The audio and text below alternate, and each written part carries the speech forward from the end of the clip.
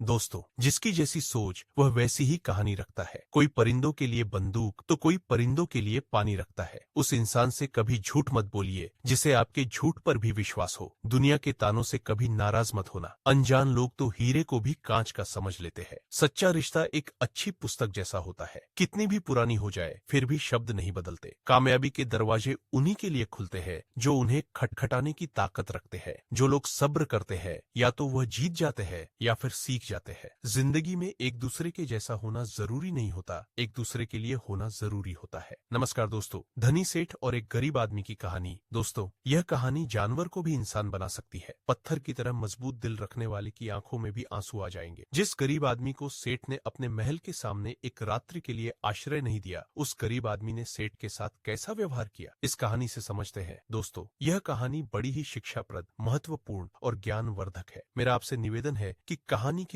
अंत तक हमारे साथ बने रहना। ये कहानी आपको कैसी लगी है, एक प्यारा सा कमेंट करके जरूर बताना। और यदि वीडियो आपको पसंद आया है, अच्छा लगा है, तो इस वीडियो को लाइक शेयर करके चैनल को सब्सक्राइब जरूर कर देना। सेठ ने अपने कई महल बना रखे थे जो उसकी सेवा के लिए नौकर चाकरों से भरे हुए थे। उसके पास हर प्रकार की सुख सुविधा थी। जब सेठ को एक महल से दूसरे महल तक जाना होता तो वह घोड़े पर चढ़कर जाता। सेठ का व्यापार पूरे नगर में फैला हुआ था और इसी कारण उसे बार बार यात्राओं पर जाना पड़ता था। लेकिन सेठ इन व्यापारिक यात्राओं पर हमेशा अकेला ही जाता। किसी भी नौकर या अन्य व्यक्ति को अपने साथ ले जाना वह पसंद नहीं करता था। इन यात्राओं के दौरान उसे कई बार घने जंगलों से होकर गुजरना पड़ता और कई सरायों में रुकना पड़ता, परंतु सेठ को अपने किसी भी नौकर पर भरोसा नहीं था। इसी वजह से वह हर बार अकेला ही यात्रा करता। इस तरह सेठ के दिन बीत रहे थे। एक बार की बात है, रात के समय वह सेठ अपने महल के सामने टहल रहा था कि तभी एक बूढ़ा व्यक्ति उसके सामने आता हुआ दिखाई दिया। उस बूढ़े व्यक्ति के कपड़े बहुत ही फटे और पुराने थे और सिर पर वह गठरी लादे हुए था। जैसे ही उसने सेठ को देखा, उस बूढ़े आदमी ने अपनी गठरी नीचे रख दी और सेठ को प्रणाम करते हुए कहने लगा, श्रीमान जी, मैं बहुत दूर से आया हूँ और मैं बहुत थक गया हूँ। यदि आप आज्ञा दे तो मैं यहाँ रात काट लूँ। उस बूढ़े व्यक्ति की बात सुनकर सेठ ने कहा, यह मेरा महल है, कोई धर्मशाला नहीं है। बूढ़ा व्यक्ति कहने लगा, मैं केवल आपकी घर के बाहर ही पड़ा रहूंगा और सुबह होते ही मैं यहाँ से चला जाऊंगा। सेठ ने कहा, परंतु यहाँ तुम्हारी देखभाल कौन करेगा? बूढ़े व्यक्ति ने कहा, मुझे किसी भी चीज की कोई आवश्यकता नहीं है, इसलिए देखभाल की कोई जरूरत नहीं है। सेठ ने कहा, हमें क्या मालूम है कि तुम कौन हो? एक आदमी हमें रात भर तुम्हारी रखवाली के लिए यहाँ पर लगाना पड़ेगा। बूढ़े व्यक्ति ने कहा, क्यों महाराज, ऐसा क्यों करना पड़ेगा? सेठ ने कहा, इसलिए करना पड़ेगा क्योंकि रात को तुम कोई वस्तु उठाकर यहाँ से निकल न जाओ। इस पर राम राम कहते हुए उस बूढ़े व्यक्ति ने अपने कानों को हाथ लगाया और सेठ को नमस्कार करते हुए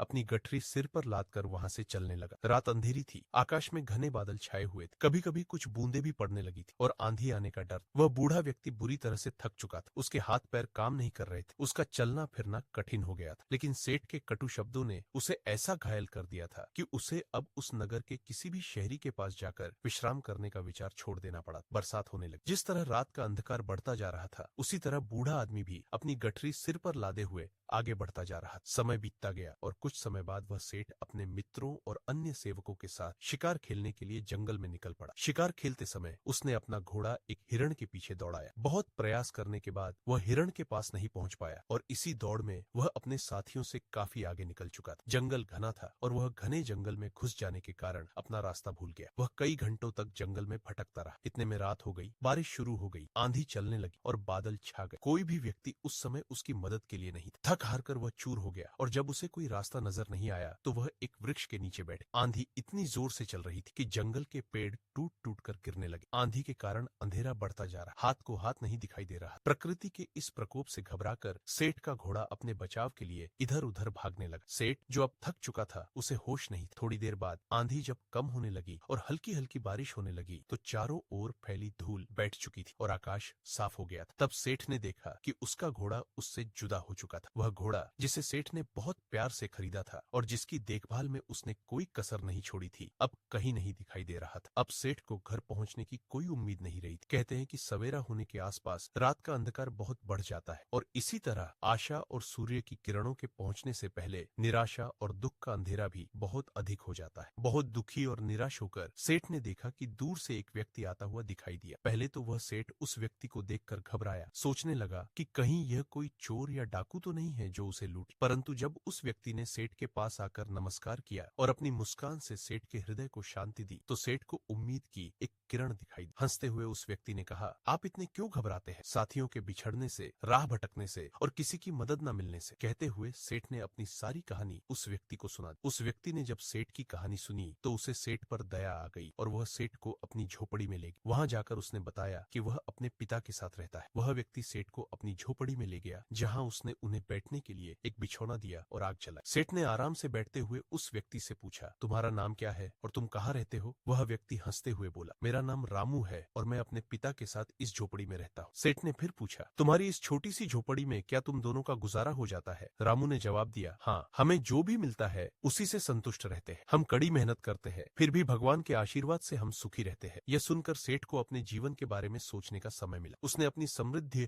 और ऐश्वर्य के बारे में सोचा और पाया कि उसके पास जितनी दौलत और संपत्ति थी वह कभी भी उसे सच्चे सुख और शांति का एहसास नहीं दे सकती। रामू की बातों ने उसे एक नया दृष्टिकोण दिया। सेठ ने सोचा कि जिस तरह वह अपनी संपत्ति के पीछे दौड़ता रहा और दूसरों को तुच्छ समझता रहा, वही गलती उसने उस बूढ़े व्यक्ति के साथ की थी। उसे अब समझ में आ गया कि असली सुख धन और ऐश्वर्य में नहीं बल्कि संतुष्टि और आशीर्वाद में है। कुछ समय बाद जब सुबह हुई, सेठ ने रामू से कहा, धन्यवाद, तुम्हारी बातों ने मेरे जीवन को बदल दिया। अब मुझे समझ में आया कि सच्चा सुख क्या है। मैं अब अपनी जिंदगी में बदलाव लाऊंगा। रामू हंसते हुए बोला, जीवन में कभी भी देर नहीं होती। आपको सच्चा सुख तभी मिलेगा जब आप अपने हृदय को शुद्ध करेंगे और दूसरों के साथ भलाई करेंगे। सेठ ने रामू के शब्दों को अपने जीवन का मंत्र बना लिया और जब वह घर लौटा तो उसने अपना जीवन पूरी तरह से बदल दिया। अब वह अपनी संपत्ति का उपयोग लोगों की भलाई के लिए करने लगा और हर किसी के साथ प्यार और सम्मान से पेश आने लगा। यह कहानी हमें यह सिखाती है कि असली सुख भौतिक चीजों में नहीं बल्कि आत्मिक संतोष और दूसरों के प्रति सच्ची सेवा में है।